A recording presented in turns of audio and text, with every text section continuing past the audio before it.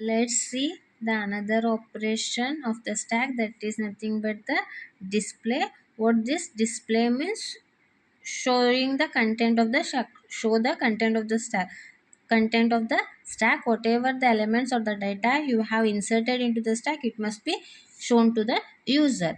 What are the steps here? What you have to check? If stack is empty, if the stack is empty, it means it the like this, the stack is like this, right?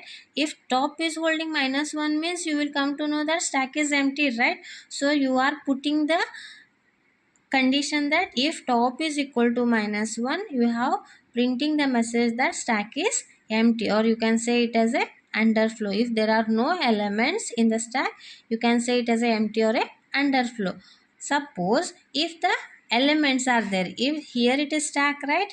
I will insert the elements 11, 12, 13 and 14 here. Here it consists all these elements. Already these elements are in the stack and we want to display these elements. Here we have the two codes in order to display the code. Whether you want to display 11, 12, 13, 14, there is a different code. If you want to display 14, 13, 12 and 11, there is a different code.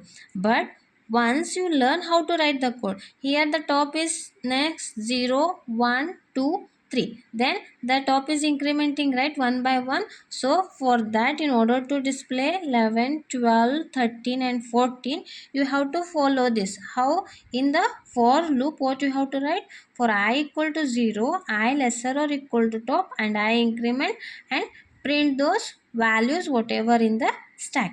No ma'am, you already said that if the stack is following the procedure, that is last in first out, but I want to display like this 14, 13, 12 and 11, then how to write the code? The question arises. For that, what you have to do means, for loop, for I equal to 2, for I equal to top, I greater or equal to 0 and I decrement, then print the values one by one. At that time you are getting the values in the format like 14, 13, 12 and the 11.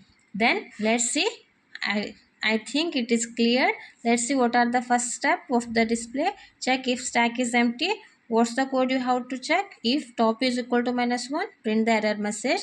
That is step 2 is if empty, then there is no item in the stack. Then you have to say there is no item in the stack. The step 3 is if no item, display the elements of the stack. You can display in a two-way, from top to bottom or bottom to top. Then there are the two steps in order to display from bottom to top. Follow this condition. In order to display from top to bottom, follow this code. Thank you.